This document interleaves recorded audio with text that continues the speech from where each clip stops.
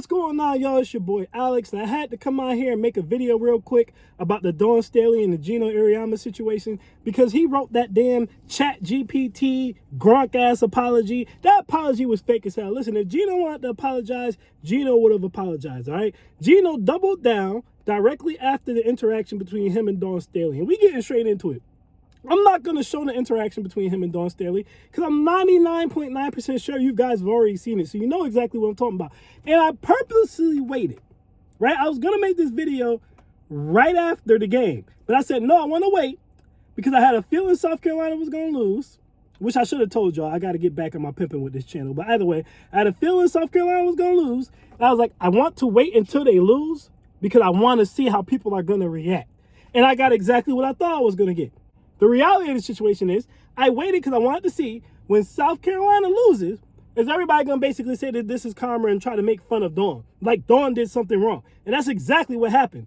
Outside of the media, if you just look like on what people are saying in the discourse on like YouTube and like stuff like that and people's actual discourse, not the media, everybody seems to be on Geno Auriemma's side. And I don't understand why. Like I seen so many quotes on X. I seen so many people on Instagram, Facebook, all over the place talking about some, oh, this is karma. Oh, this is karma. Karma for what? Dawn didn't do anything to Geno Auriemma.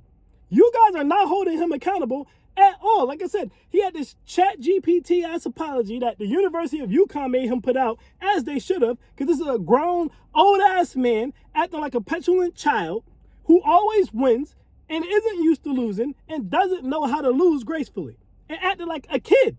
Like, it's amazing that people are saying this was karma for Dawn Staley. Her team losing was karma, like she did something to Geno. Nobody did anything to Geno. Geno is a crybaby.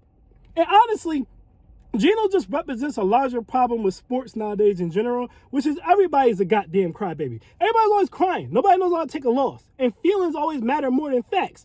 Narrative, and I've talked about this on this channel all the time, narrative always matters more than facts. And it drives me crazy. Like, yeah, Juan Soto running around out here talking about some, oh, when the Dominican Republic lost to USA, he's all like, oh, well, we know who the better team was. Yeah, it was Team USA. At the end of the day, you scored 1 point. They outpitched you. I don't care if you supposedly have better hitters. Defense is part of the game, too. And your defense sucked. Your defense was not as good as America's. Paul Skeens outpitched you. Their bullpen outpitched you. Hence why you only got 1 point. The USA won the game. Therefore, they got the silver medal. Venezuela was the best world team in baseball. They won the game. You don't get to say, because I feel like we have a more talented roster, we're the better team. No, when you got on the field, you lost. You're not the better team. Felicia Legette-Jack at Syracuse. And I'm a Syracuse fan. I know Felicia Legette-Jack in person. They lost to UConn. She went out here crying about it. Oh, I felt like it was a personal attack. Every time I make the tournament, they always put my girls up against UConn. We just want to have a chance and blah, blah, blah, blah, blah. You have a chance. You have a chance to beat UConn. Now, I understand you don't have the resources. You don't have enough talent, right, and resources to beat UConn, but you have the chance to beat UConn. So at the end of the day, stop crying. Figure out a way to beat UConn. If you keep making the tournament and playing UConn, more talented girls will probably want to come to your program, and maybe eventually you can knock them off. But either way, you don't get to cry about it. You want to beat a man, you have to beat the man. Juan Soto want to beat a man when he lost to the man. Felicia Legette-Jack wants to beat a man when she lost to the man. Geno Auriemma wants to beat a man when he lost to the man. Dawn Staley was the man. Shake the hand and move on. What are we teaching the kids? Even deeper than what are we teaching the kids? My thing is this, right? We can't keep excusing bad behavior for certain people. This is like the whole thing with like Tom Brady, for example. Tom Brady, when he loses, he throws his helmet, he throws the iPad, he throws a bitch fit. Everybody just says, oh, he's passionate. That's what you're supposed to be. Lamar Jackson throws his helmet when he loses. Oh, he's not a good leader. He don't know how to handle a loss. Why is it when white people act like babies, they're told they're competitive? When black people act like babies, they're told they need to grow up. We all know damn well, and I don't care if you guys want to pretend this is not the case. We all know damn well if Dawn Staley treated Geno the same way he just treated her, everybody would be talking about Geno. People would be calling for her job. People would be saying Dawn Staley should be fired. People would be calling her a hood rat, all types of stuff. But because it's Geno, we're going to act like it's not a problem. I seen one person say, well, Geno wasn't taking anything out on Dawn. Geno was just being Geno. I don't care if Geno is just a crybaby bitch every day in everyday life. He needs to stop being a crybaby bitch and man up and take his loss like an adult, especially when he's leading college-aged women. What example is he setting? Now I understand why Geno, I've always thought to myself, Geno is dominating girls' college basketball so much, it can't be fun anymore. Why doesn't he go coach the men? See if you can dominate with the boys the same way you can with the girls. But every time I watch him lose, I'm reminded that he never tried to coach men because he wouldn't dominate the same way, and he can't handle losing. So he's going to stay where he's comfortable, where he knows he can dominate, where he knows he has an unfair advantage. And that's fine. But when someone works hard and beats you, give them their props. Don't fucking go out here crying. You know, just because it went against the narrative or it hurts your feelings. You know, like this is a constant thing in sports now. It's constant. Just like when I made the video saying Justin Herbert wasn't as good as Jordan Love. And all the people came crying and bitching and complaining. Jordan Love finished the season ranked third by PFF, the third ranked passer in the league. Did anyone who was crying, bitching, come back and apologize? No. And when next season starts, everybody's just going to say Justin Herbert's better again because that's their narrative. That's how they feel. Facts have become more important than feelings have become more important than facts in sports. I repeat, feelings have become more important than facts in sports. There used to be a time where playing a sport or watching a sport was one of the most masculine things you could do. That time is over. Sports are feminized as hell now. Everybody's crying. Everybody's bitching. There's a damn storyline to everything like it's a soap opera. It's no longer about who's the best player and what's the best team. It's about what's the best narrative and who do we want to win. And people will ignore reality. If reality goes against the narrative, if reality goes against who they like, they will pretend that reality didn't happen. People talking about some damn karma.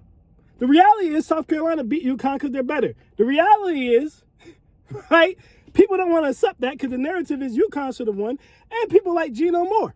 So the Geno fans who are mainly white, that's just me being honest with you, and the people who are defending him who are mainly white, that's just me being honest with you, they don't want to accept the reality, so they want to live in a world where Dawn somehow did something wrong to Geno. Even though we have video evidence that he lied about her not shaking his hand. Even though we have video evidence that he lied about them ripping Sharon Strong's jersey. She ripped her own damn jersey. But people are still backing this man up. It's crazy. It's delusional. It makes it very hard to enjoy sports. We got Juan Soto out here talking about we're still the best team even though we lost. You got Felicia Jack out here complaining because who she has to play in the tournament. Then you got Geno out here crying and bitching because he's mad he lost. Mind you, before the Final Four even started, he was crying and bitching about the setup of the tournament. Oh, we want to go to girls' game. It can't be like this. Like, shut up. Just play basketball and be quiet. Sports have never been as feminine, as crybaby and bitch made as they are now. Everybody just cries and whines, especially when things go against their narrative. No one should be supporting Geno and his ChatGPT ass apology. Geno should call Dawn like a man and apologize for real like a man. He should have done it that day. It shouldn't have been the next day. He still hasn't done it. Dawn said he didn't call her. I believe Dawn. I don't think he called her. Because his apology was fake. Why would he call her to apologize for real when his apology was fake?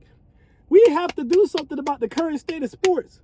All right, we gotta do something. Again, this used to be the bashing of masculinity, and now it's just feminine ass crybabies, people bitching all day, every day, 24/7. That's all it is now, and it has to stop. No one should be defending Geno. Everyone should be telling Geno to call Dawn or go on and make a real apology, make a real effort, and stop being an asshole. We can't just keep rewarding people for being assholes because the people are white. Again, let's call a spade a spade. We've seen this too many times. We've seen this too many times. And we all know how the narrative would be different if Dawn went over there and acted like that after she lost the game to Geno. UConn beat South Carolina last year like by 23-something points. And Dawn didn't do any of this. All right, UConn was actually somewhat in this game. And look what Geno's doing. It's ridiculous, and it speaks to a bigger issue in sports that I've been talking about since I made this channel, which is that it's bitch made now. Either way, y'all let me know your thoughts in the comments. I am Alex, and I am out. Peace.